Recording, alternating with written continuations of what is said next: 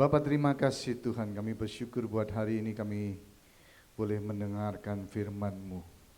Tuhan, urapi kami semua, urapi hamba-Mu ini Tuhan. Biarlah Roh Allah menyertai kami, Roh Kudus memimpin kami, dan biarlah firman-Mu boleh menjadi pegangan dalam kehidupan kami, boleh menjadi rema dalam kehidupan kami ya Bapa. Kami berdoa di dalam nama Tuhan Yesus Kristus. Haleluya. Amin.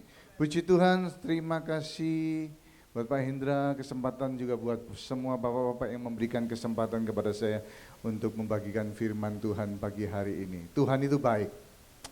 Amin. Haleluya, haleluya. Saudara, saya tinggal di Perth, saya sudah masuk ke Perth tahun 1994, bukan sebagai missionary, bukan sebagai seorang yang pelayanan di sana, tapi karena calon istri saya pada waktu itu adalah warga negara Indonesia yang bertinggal di sana, gitu ya. Dia migrant sama orang tuanya. Ya. Banyak orang yang ingin ke Perth, tapi sebenarnya saya tidak punya rencana sama sekali. Tapi Tuhan panggil saya, ya, di dalam keputusan saya, kebimbangan saya pada waktu saya memutuskan untuk ke sana, Tuhan kasih rema betul-betul. Kita puasa, Tuhan ngomong di dalam kitab Kejadian pasal 12. Itu Tuhan ngomong, itu ayat itu meloncat. Itu firman sebenarnya untuk Abraham. Tapi katakan begini, pergi ya dari sana ke saudaramu, ke keluargamu, ke tempat yang akan kutunjukkan kepadamu. Jadi pada waktu saya dalam kebingungan karena nggak pernah ke Perth, ya toh, saya pikir kota orang banyak itu Perth itu desa, sepi sekali gitu ya, nggak banyak orang Indonesia. Waktu itu Inggris saja juga nggak becus ya. Tapi karena ayat itu dalam Kejadian 12 itu jadi rema buat saya, akhirnya saya pergi, ya, saya pergi dan sampai hari ini Tuhan percayakan hal-hal, ya Tuhan buat mujizat dalam kehidupan saya. Tuhan itu baik, Tuhan itu yang luar biasa. Tepuk tangan buat Allah kita. Haleluya. Kalau kesaksian mungkin banyak, mungkin kalau diceritakan nggak habis-habis ya. Ya. Tapi hari ini saya punya firman membagikan sesuatu, mengutamakan Tuhan, memprioritaskan Tuhan. Saudaraku, menjelang Pilpres, kita mendengar seseorang menentang, ya ada satu ketua partai berkata, jangan main dua kaki, iya kan? Saudara tahu siapa itu? Jangan main dua kaki, saudaraku. Ya, pokoknya yang main dua kaki, anggota-anggota partainya dipecat-pecat semua gitu. Ya udah, ya jangan main dua kaki.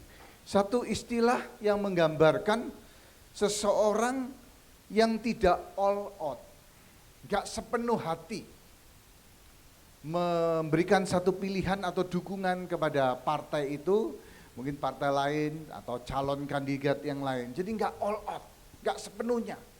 Di sana iya, di sini juga iya.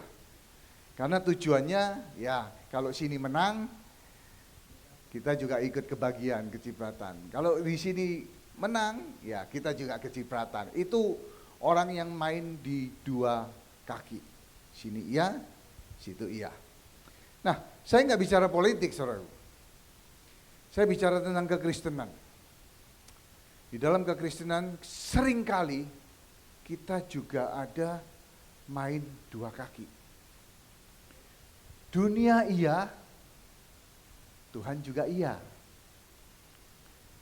Dunia juga iya, dunia juga mau, surga juga mau. Yang penting mati masuk surga, dunia kita nikmati, ya. Jadi itu satu prinsip, kita ingin berpijak pada dua kaki, pada dua tempat. Dan kalau kita bisa lihat bahwa kekristenan menjadi seperti itu. Tapi hari ini saya melihat orang-orang full gospel semangat semua. Saya percaya kita mau berubah, kita memuliakan Tuhan, mengutamakan Tuhan dalam kehidupan kita. Karakter kita diubahkan dan biarlah hidup kita boleh memancarkan kemuliaan bagi Allah kita. Yang mau katakan amin. Tepuk tangan buat Allah kita. Haleluya. Haleluya. Saudara, tadi saya di situ saya agak ngantuk-ngantuk, saudara. Di jam 5 pagi sudah bangun. Kemarin agak sulit tidur ya. Saya agak sulit tidur, jadi ya. Oke, mari kita lihat firman Tuhan dalam Yakobus 4 ayat 4 dan 5. Tapi sekarang ini saya di sini semangat. Yakobus 4 ayat 4 sampai 5. Enggak tahu bisa ditayangkan? Ya. Alkitab katakan begini. Hai kamu, orang-orang yang tidak setia. Tidakkah kamu tahu bahwa persahabatan dengan dunia adalah permusuhan dengan Allah? Jadi barang siapa hendak menjadi sahabat dunia ini, ia menjadikan dirinya musuh Allah. Ayat yang kelima. Janganlah kamu menyangka bahwa kitab suci tanpa alasan berkata, roh yang ditempatkan Allah di dalam diri kita, diingininya dengan cemburu. Saudara, kita sebagai murid-murid Tuhan, sebagai anak-anak Tuhan, kita dihadapkan kepada satu pilihan. Kita mau pilih siapa? Alkitab katakan bahwa persahabatan dengan dunia adalah permusuhan dengan Allah. Kita nggak bisa main di dua kaki. Kita nggak bisa ada di dua tempat, berpijak pada dua tempat. Sebab dikatakan bahwa persahabatan dengan dunia adalah permusuhan dengan Allah. Ketika kita mendekati dunia, kita masih hidup di dunia.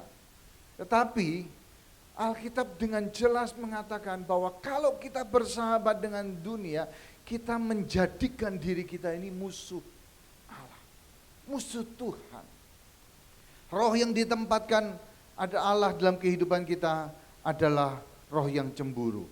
Allah kita ini cemburu dalam kehidupan kita. Seakan-akan Tuhan berkata, aku sudah menebus hidupmu, sudah membayar lunas dengan darah yang mahal, darah yang tercurah di atas Kalvari, di atas salib itu. Aku membayar hidupmu dengan nyawaku sendiri. Sehingga kalau aku sudah memberikan hidupku sepenuhnya kepadamu, hari ini kalau aku meminta hidupmu sepenuhnya, seharusnya itu sesuatu yang wajar bagi Tuhan. Dan Tuhan menginginkan hidup kita sepenuhnya. Bukan cuma sebagian, setengah hati. Enggak, sepenuhnya, all out, mengutamakan Tuhan dalam kehidupan kita. Kita enggak bisa berpijak pada dua kaki. Yang mau katakan amin. Saudaraku, Bapak Ibu yang terkasih, iblis tidak punya masalah kalau kita mencampur adukan Tuhan dengan dia. Iblis nggak masalah. Kita mau bersahabat dengan dunia,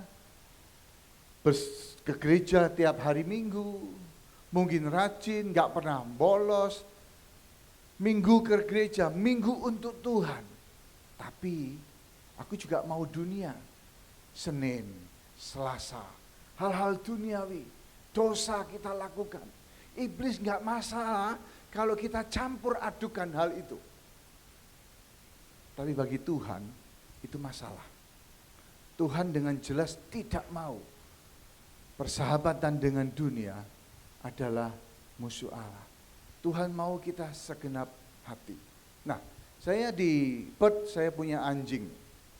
Umurnya 8 tahun, saudaraku, anjing cross Maltese sama Jack Russell. Oh, dia kalau kita datang pulang rumah, itu dia udah loncat-loncat, ya, aktif sekali. Nah, anjing saya itu nggak masalah kalau makanan itu jatuh ke lantai, dia makan, ya nggak masalah. Bahkan kita sudah tempatkan di piring, ya. Dia ambil, karena mungkin kebanyakan ngambilnya, dia taruh di lantai. Dia makan sebagian, kemudian yang di lantai itu diambil, dimakan. Bagi anjing saya, itu enggak masalah. Karena itu enggak menjijikkan. Tapi, bagi istri saya, makanan yang jatuh ke lantai, itu menjijikkan. dia nggak mungkin akan makan. Makanan yang jatuh ke lantai pasti dibuang. Bagi kita semua juga manusia, kita nggak akan makan jatuh makanan yang di lantai. Nggak mungkin kita, sayang ya, kita ambil lagi, belum 5 menit. Enggak, bagi kita hal itu menjijikan. Apalagi jatuh ke tanah yang kotor, penuh dengan kotoran, dirt, ya, debu-debu. Itu nggak mau bagi kita. Kita lebih baik nggak makan daripada kita masuk rumah sakit karena sakit. Nah, demikian juga dengan Tuhan. Bagi anjing saya nggak masalah makan itu, bagi istri saya, bagi kita semua itu masalah. Bagi iblis nggak masalah kita campur adukan dunia dengan Tuhan. Kita minggu ke gereja, Senin kita dunia, kita lakukan hal-hal yang penuh dengan dosa. Bagi iblis nggak masalah, tapi sekali lagi bagi Tuhan itu masalah besar. Hal itu menjijikkan. Tuhan nggak mau itu terjadi dalam kehidupan kita. Ada 2 tokoh hamba Tuhan yang luar biasa. Satu namanya Samson, yang satu namanya Paulus. Satu tokoh di perjanjian lama, satu tokoh di perjanjian baru. Dua-duanya dipilih Tuhan. Samson dipilih sejak lahir, dia dipilih menjadi nasir Allah. Paulus, saya percaya juga sudah dipilih, tapi dia tidak mengakui Tuhan. Dia mengakui Tuhan ketika perjalanan ke Damsyik, dia buta, Tuhan panggil dia. Dua-dua hamba Tuhan yang luar biasa, dipilih Tuhan. Tapi ingat, ya, mereka berbeda. Apa yang membuat mereka berbeda? Samson bersahabat dengan dunia. Tapi Paulus sungguh-sungguh sepenuh hati untuk Tuhan. Samson bermalam di rumah pelacur. Paulus bermalam di penjara karena mengabarkan Injil. Di penjara walaupun dia diikat dengan rantai, tangannya dibelenggu, tapi dia bisa menyanyikan pujian buat Tuhan sehingga mujizat terjadi. Samson suka hal-hal yang dunia, tapi Paulus suka hal-hal yang rohani. Samson menggoncangkan pintu gerbang kota, diangkat, dibawa ke gunung. Dia orang yang terkuat di dunia. Paulus menggoncangkan kota-kota demi kota. Injil diberitakan. Saudara, kedua-dua dipakai Tuhan. Tapi kita lihat Samson membayar dengan mahal. Samson kehilangan nyawanya. Samson membayar dengan kebutaan di matanya. Karena kompromi dengan dunia. Karena bersahabat dengan dunia. Tapi Paulus tetap mempertahankan imannya. Walaupun dia di penjara, dia disiksa, dia mengalami kapal karam, kelaparan, kedinginan dikatakan. Dia ditelantarkan, di penjara, dan hal-hal yang lain yang mengalami hal-hal yang gak mengenakan. Tapi Paulus tetap mempertahankan imannya. Dia tetap all out buat Tuhan. Hari ini saudaraku, kalau saudara tetap mempertahankan iman, sepenuh hati mengikuti Tuhan, mengutamakan Tuhan, saudara pasti akan melihat kemuliaan Tuhan dalam hidup saudara, mengalami mujizat. Yang percaya katakan amin, tepuk tangan buat Tuhan kita. Mari kita lihat firman Tuhan di dalam Matius 6 ayat 33. Saya percaya ini ayat saudara mungkin hafal ya. Carilah dahulu kerajaan Allah dan kebenarannya, maka semuanya akan ditambahkan kepadamu. Kenapa orang mau berpijak pada 2 tempat yang berbeda? Karena mereka nggak mau kehilangan. Nggak mau kehilangan apa yang dibagikan dunia. Nggak mau kehilangan apa yang ditawarkan dunia. Mengikuti cara-cara dunia. Pikiran-pikiran duniawi. Dosa-dosa dunia. Bersahabat dengan dunia. Cara-cara duniawi. Kenapa? Karena takut nggak kebagian apa yang dunia bisa berikan. Apa yang dunia tawarkan. Tapi hari ini saudaraku, saya mau katakan, Matius 6 ayat 33, apa yang dikhawatirkan dicari dunia, ketika kita mencari kerajaan Allah dan kebenarannya, semuanya ditambahkan kepada kita. Yang percaya katakan amin. Nah, dua hal ini saya mau bagikan kenapa kita harus memprioritaskan, mengutamakan Tuhan. Dua hal aja, simple, supaya bisa diingat. Yang pertama, kenapa kita harus mengutamakan Tuhan? Karena Tuhan pemilik hidup kita. Dia pemilik hidup kita. Dia bayar dengan lunas. Keselamatan bukan hanya bicara tentang kehidupan yang telah ditebus, masuk surga, kita dibebaskan dari dosa. Bukan hanya bicara tentang hal itu, tapi bicara juga kepemilikan hidup kita. Tuhan sudah membeli kita. Jadi kita bukan hidup kita lagi, Galatia 2 ayat 20, kita milik Tuhan, milik Kristus. Kita harus sadar bahwa hidup kita bukannya kita lagi. Kita bukan pemilik hidup kita. Karena kita sudah ditebus, dibayar lunas. Dia yang menjadi pemilik daripada kehidupan kita. 1 Korintus 6 ayat 20 berkata, kamu telah dibeli dan harganya telah lunas dibayar. Karena itu muliakanlah Allah dengan tubuhmu. Kita harus memuliakan Tuhan karena kita sudah dibeli. Kita harus mengikuti Tuhan dengan sepenuh hati dalam kehidupan kita. Sepenuh hati, enggak setengah-setengah. Tidak ada tempat di tengah-tengah. Kita enggak bisa bersahabat dengan dunia dan mau Tuhan juga. Kita harus melihat, selalu introspeksi diri kita. Apa yang saya harus benarkan Tuhan. Mungkin melawan dosa itu enggak mudah. Tapi ada kemauan. Ada motivasi untuk hidup benar. Ada motivasi untuk ikut Tuhan secara sepenuh hati. Sungguh-sungguh di dalam kehidupan kita. Ya, kita bertobat dengan sungguh-sungguh. Kita ikut Tuhan dengan sungguh-sungguh. Melayani Tuhan dengan sungguh-sungguh. Melakukan firman juga dengan sungguh-sungguh. Melakukan firman gak mudah. Tapi percayalah kalau kita mau dan minta kekuatan Roh Kudus, kita bisa. Karena apapun yang Tuhan perintahkan di dalam kehidupan kita, pasti kita bisa, kita mampu. Kalau enggak, Tuhan enggak pernah minta kita untuk melakukan firman. Nah, banyak saya lihat dalam hal, saya keliling-keliling, pelayanan di mana-mana, saya lihat banyak orang Kristen, ada satu hal yang benar-benar menjadi tantangan banyak orang Kristen, adalah mengampuni. Mengampuni. Tapi itu perintah Tuhan. Mau enggak kita melakukan perintah Tuhan? Mau enggak kita benar-benar sungguh segenap hati mengikuti Tuhan dan melakukan apa yang Tuhan minta? Seringkali kita cuma dengarkan firman Tuhan, kita terima, kita amini yang kita bisa, yang kita senangi. Tuhan memberkati, kita senang, kita amini. Tuhan memberikan kelimpahan, amin. Tuhan memberikan peningkatan, amin. Tuhan akan mengangkat engkau menjadi kepala dan bukan ekor, amin.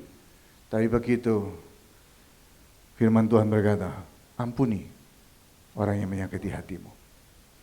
Kita bilang, Tuhan, ini bukan buat saya. Apakah bukan dengan demikian kita enggak mengikuti Tuhan dengan sepenuh hati? Kita cuman mau terima apa yang kita bisa, apa yang menyenangkan hati kita, telinga kita. Tapi begitu itu menjadi satu challenge, tantangan, kita lihat hati kita, saya enggak bisa Tuhan, enggak mau. Kita punya sakit hati. Saya percaya kita punya masalah ini. Ada berapa banyak orang di sini yang enggak pernah disakiti hatinya? Tolong katakan. Pasti kan? Siapapun kita ini, kita bisa disakiti. Kita hidup di dunia yang enggak adil. Kita hidup di dunia yang penuh dengan orang-orang yang enggak dewasa. Dan itulah yang menyebabkan kita bisa mengalami kekecewaan, sakit hati. Kita merasa ditipu, kita dilakukan tidak adil. Kita merasa, aduh anakku kok begini. Aku sudah biaya sekolah, sudah puas, lakukan segala yang memberikan yang terbaik untuk anakku. Tapi ketika kita sudah mulai berumur, ketika kita nggak bisa apa-apa, sudah nggak ada yang peduli. Kita sakit hati sama partner kerja, sama siapapun, mungkin sama gembala.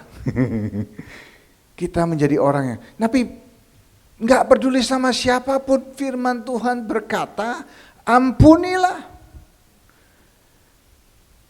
Doa Bapa kami pun berkata, ampunilah. Aku mau mengampuni orang yang bersalah kepada aku. Dan Tuhan mengampuni hidupku seperti Engkau mengampuni aku. Dan sebenarnya kalau kita mau melakukan, itu menguntungkan diri kita sendiri.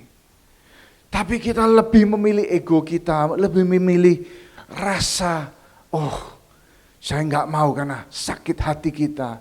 Kok enak ya dia diampuni. Tapi perhatikan saudara, mari kita mengikuti Tuhan dengan sepenuh hati kita. Kita mau, kalau kita nggak mampu, kita punya Parakletos, Roh Kudus yang bisa menolong kita. Ketika kita datang kepada Tuhan, kepada Roh Kudus, Tuhan, aku harus mengampuni, ini perkataanmu, firmanmu, Tuhan tolong aku. Saya percaya pasti Tuhan sanggup menolong kita, memberikan kekuatan dalam kehidupan kita untuk mengikuti, mentaati firman Tuhan. Kita sepenuh hati. 2 Tawarik 16 ayat yang ke-9 berkata begini. Karena mata Tuhan menjelajah seluruh bumi untuk melimpahkan kekuatannya kepada mereka yang bersungguh hati terhadap Dia. Wow. Saudara, kalau di sini kita lihat Tuhan itu kerjanya apa? Tuhan menjelajah seluruh bumi. Itu yang Tuhan lakukan. Dia keliling seluruh tempat. Dia melihat kita saat ini, hari ini, di Rose Garden ini. Tuhan melihat apa yang dia cari. Orang yang mencari bersungguh hati kepada Dia. Sungguh hati, sepenuh hati, mengutamakan Tuhan dalam kehidupan kita. Itu yang Tuhan cari. Dan ketika Tuhan menemukan orang yang sungguh hati, Alkitab katakan dia melimpahkan kekuatannya, rahmatnya, kasih karunia-Nya, berkatnya. Dia mencari orang yang sungguh-sungguh hati, orang yang menyerahkan hidupnya kepada Dia, kepada Tuhan sebagai pemilik hidup kita. Dia mencari.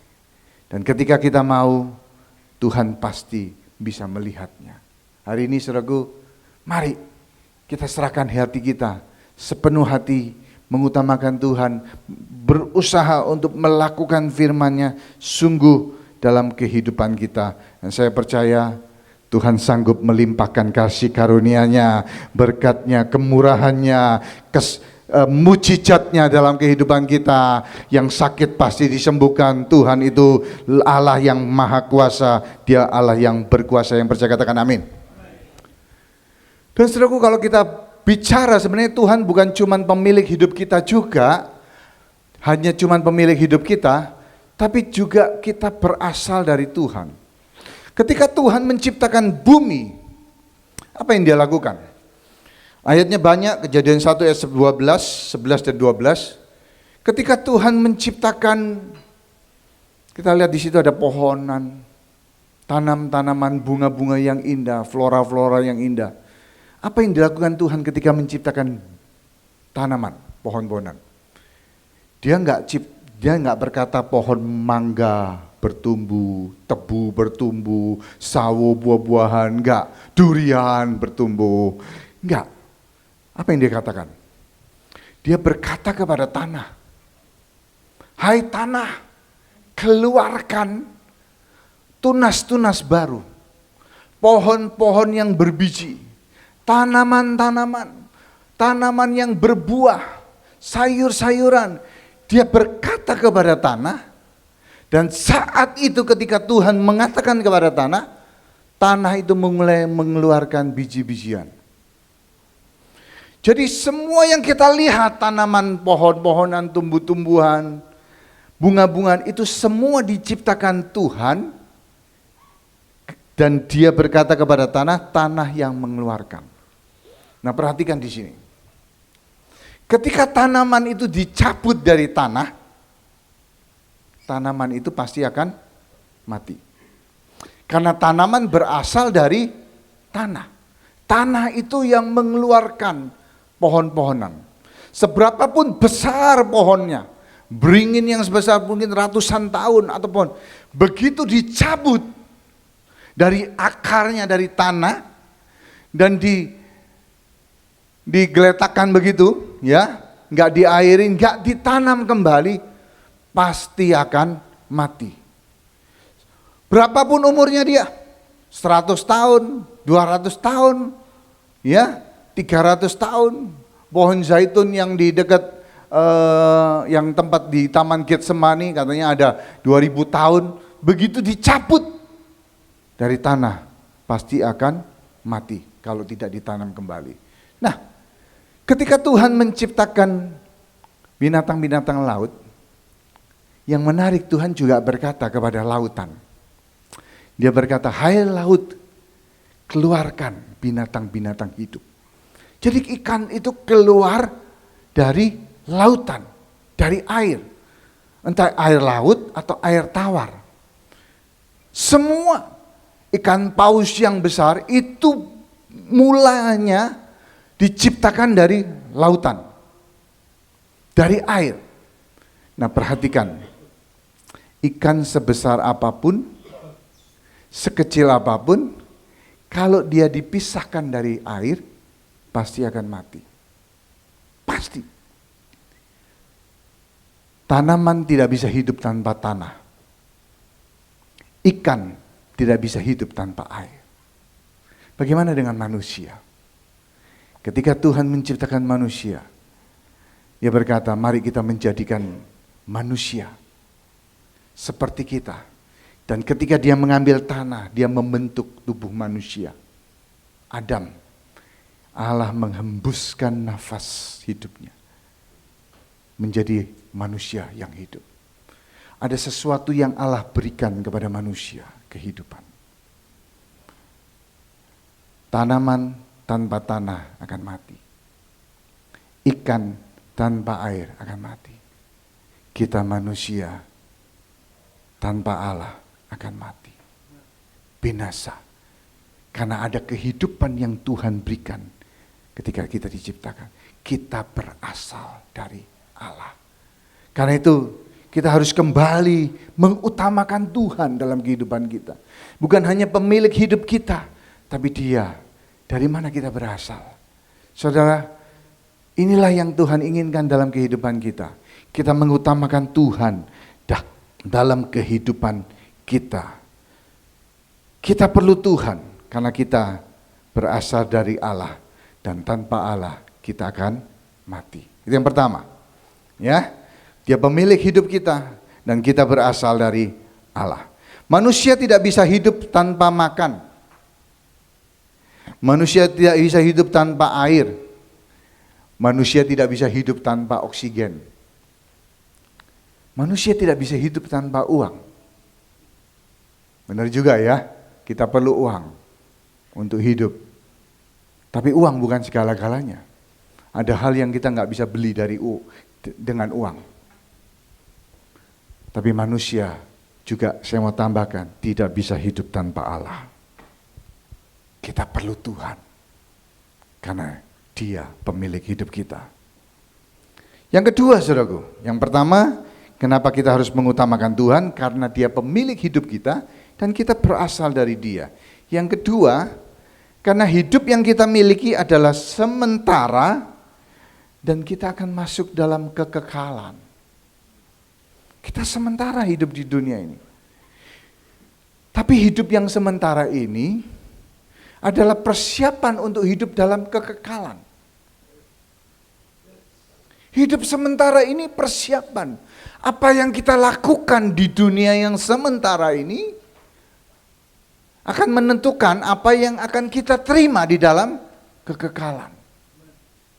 Kita hidup di dunia ini nggak lama. Pak Ajis paling tua di sini atau lebih tua lagi? Pak Ajis umur berapa? 80? 80. Oh, saya ada yang lebih tua lagi. 8? 90. Baru 90. Bahkan 100 tahun pun kita hidup di dunia ini, itu cuma sementara. Kekekalan adalah lebih daripada itu.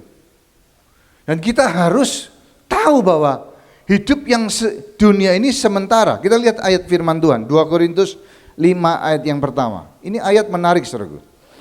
Karena kami tahu bahwa jika kemah, tempat kediaman kita di bumi ini dibongkar, kemah. Saudara tahu kemah? Tenda. Bahasa Inggrisnya tent. Oke? Kalau kita camping, kita bangun kemah, tenda. Saudara ketika bangun tenda, saudara bawa hal-hal yang bagus nggak? Wah, tendanya di situ, ranjang king coil di situ, ya toh. Terus apa lagi?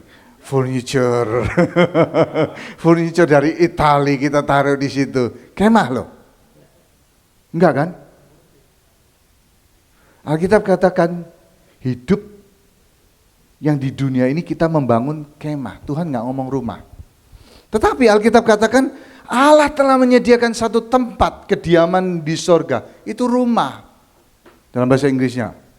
Jadi bayangkan bahwa Tuhan berkata bahwa apa yang kita bangun di dunia ini itu kemah. Tuhan sediakan kita rumah di sorga. Tapi seringkali, jujur, kita pingin rumah kita bagus. Kalau kita punya kesempatan, kita punya kemampuan, kita bangun minimalis, ya toh, wah, catnya, furniturnya, kita dandani, kita spend uang banyak untuk rumah kita yang di bumi ini. Padahal Tuhan ngomong itu kemah. Sementara, tapi kita jor-joran. Supaya kalau ada orang tamu, waduh rumahmu bagus ya, waduh furniturnya ya kan, terus habis gitu sofanya ada merek Versace, waduh, wah branded semuanya, kitchennya apalagi, saudaraku, ya toh, istri kita suka masak, suka di kitchen, kita dandanin, wow, tapi maaf, itu cuman kemah. Seringkali kita nggak fokus kepada yang rumah kita di surga. Hidup yang dalam kekekalan. Tapi Tuhan bagikan ini. Kita mesti sadar bahwa apa yang kita bangun di dunia ini cuman sementara. Itu kemah. Kita nggak akan bawa kehidupan kita itu, apa yang kita miliki ke surga nanti. Tapi biarlah kita sadar bahwa ada yang kita bisa baik, kita bisa bawa.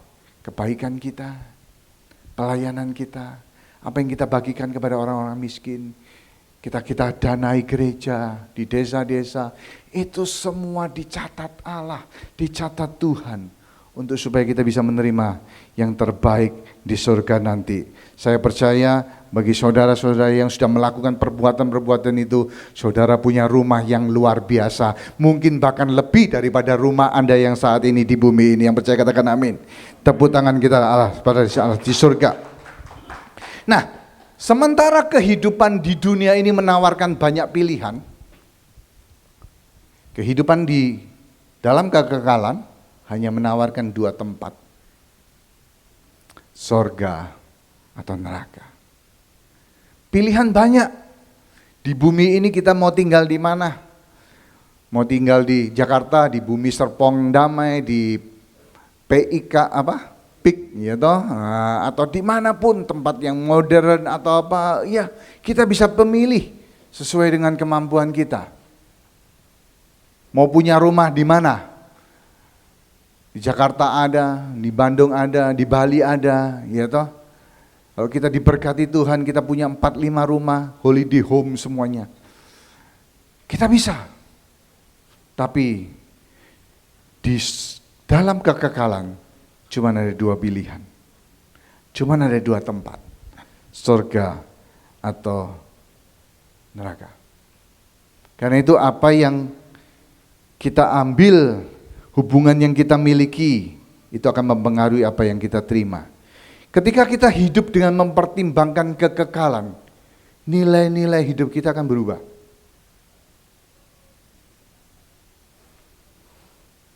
Kita akan memperhatikan orang-orang yang di sekitar kita. Hubungan jauh lebih penting daripada semuanya. Hidup kita akan berubah karena kita tahu bahwa kita cuma singkat. Kita nggak bangun apa yang ada di dunia ini. Kita bangun apa yang ada di dalam kekekalan. Kita lebih prioritaskan waktu, karakter kita daripada kekayaan, kepopuleran, dan hal-hal yang dunia tawarkan. Karena hidup sementara di dunia ini sementara, dan kita akan masuk di dalam kekekalan. Nah, saudaraku, kalau kita lihat dunia sekarang,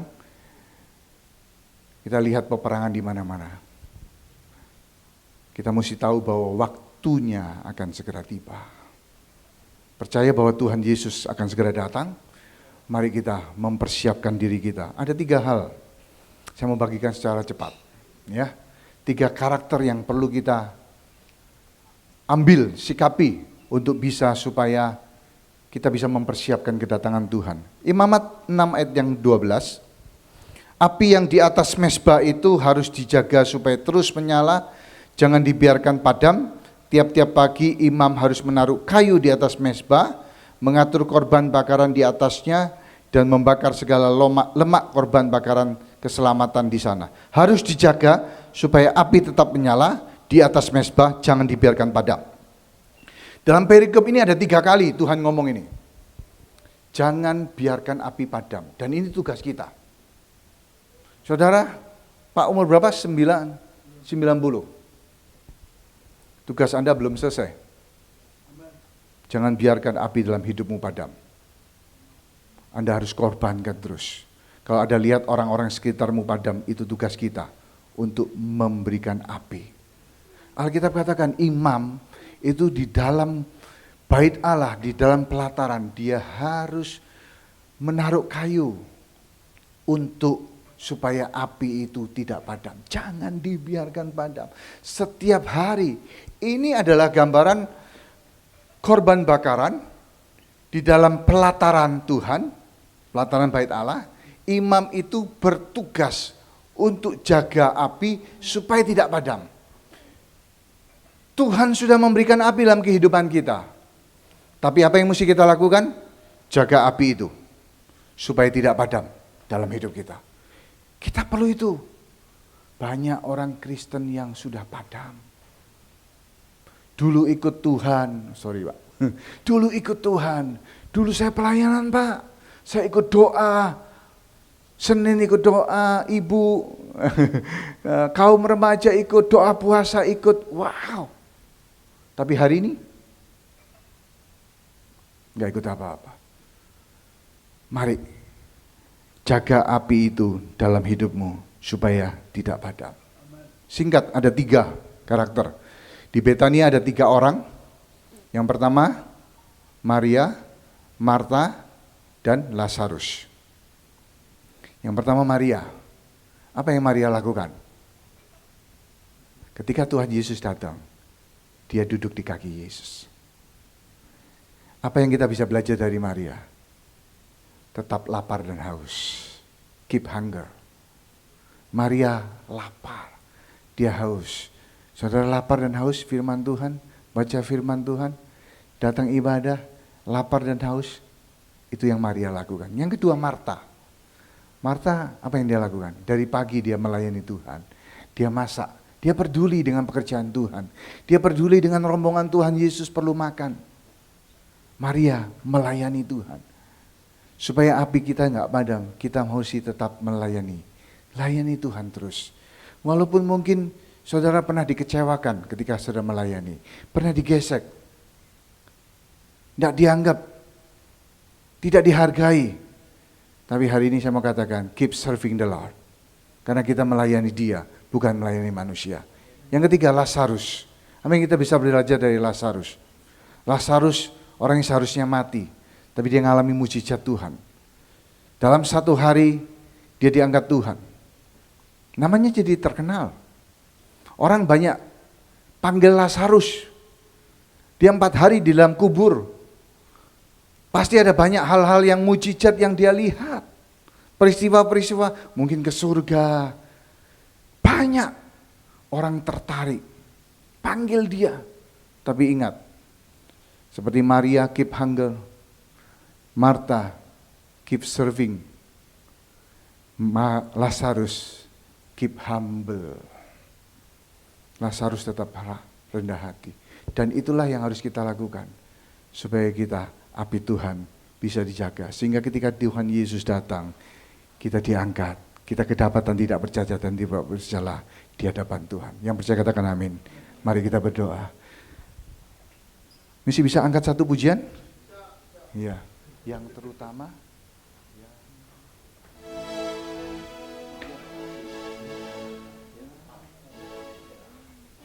Kita angkat pujian ini ya, yang terutama. Yang terutama di dalam hidup ini, meninggikan nama Yesus. Yang terutama di dalam hidup ini, memuliakan namanya. Sekali lagi, yang terutama. Yang terutama di dalam hidup ini, meninggikan nama Yesus. Yang terutama di dalam hidup ini, memuliakan namanya. Mari kita bangkit berdiri, kita angkat tangan kita. Haleluya, haleluya, haleluya. Saya mau cinta Yesus. Haleluya, haleluya. Saya mau cinta Yesus. Haleluya, haleluya, haleluya, haleluya. Saya mau cinta Yesus. Haleluya, haleluya. Saya mau cinta Yesus. Saya mau cinta Yesus. Saya mau cinta, saya mau cinta Yesus.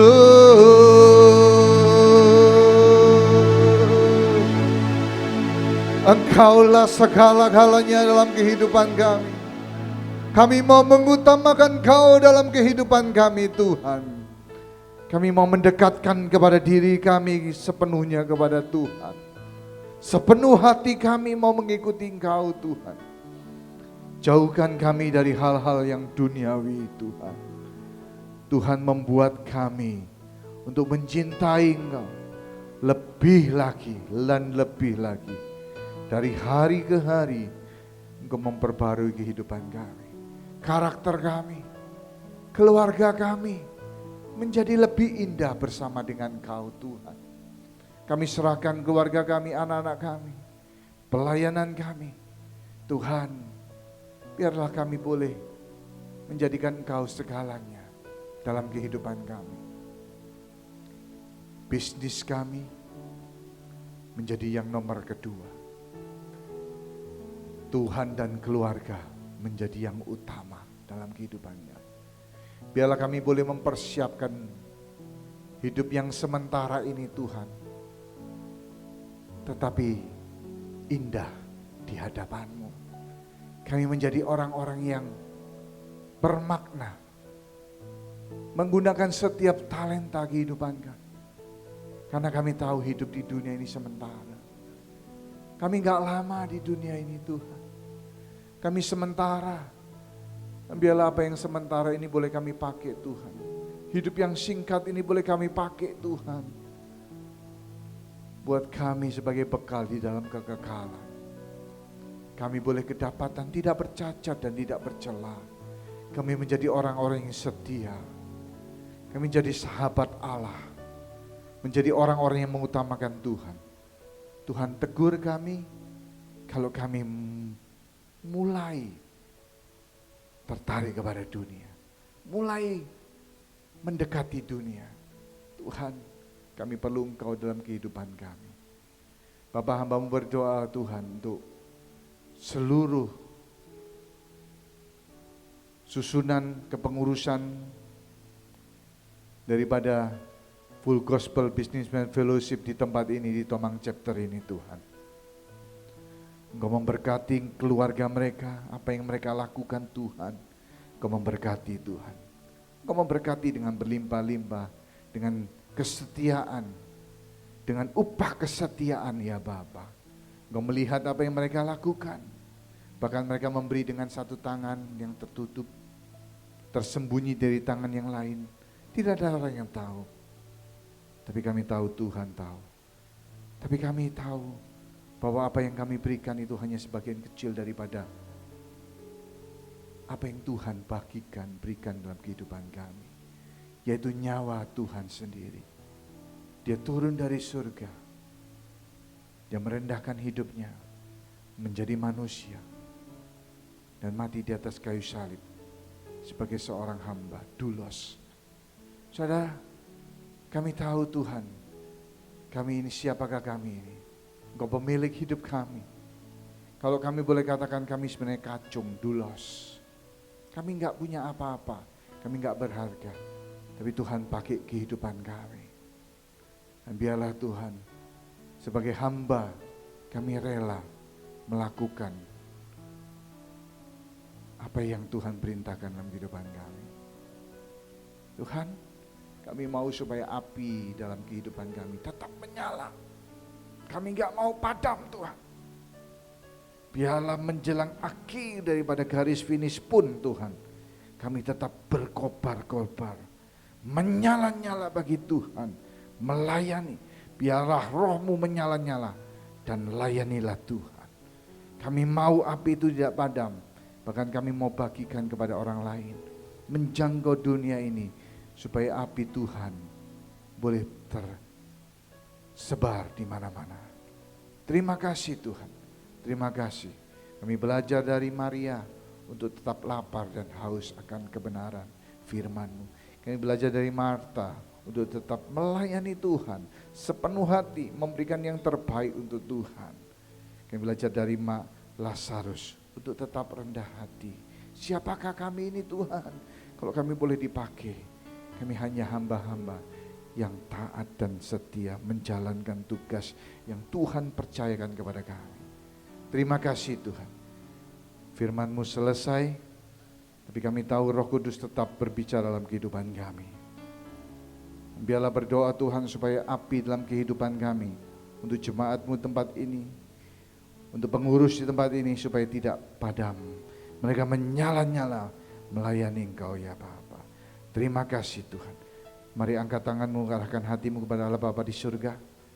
Biarlah roh Allah di dalam dunia ini boleh memberkati hidupmu, boleh memberkati engkau. Ketika engkau datang dan engkau pulang dari tempat ini, hidupmu diubahkan Tuhan, hidupmu diperbaharui senantiasa. Berkat dari Allah Bapa di dalam nama anaknya yang tunggal Tuhan Yesus Kristus, kuat kuasa Roh Kudus boleh menyertai kehidupan kita mulai dari hari ini sampai Maranatha, sampai Tuhan Yesus menjemput kita di awan-awan. Kita tetap setia dan menyala-nyala untuk Tuhan. Dalam nama Yesus yang percaya sudah diberkati sama kami, katakan amin. Tuhan memberkati. Tuhan memberkati. Senang bisa melayani. God bless you.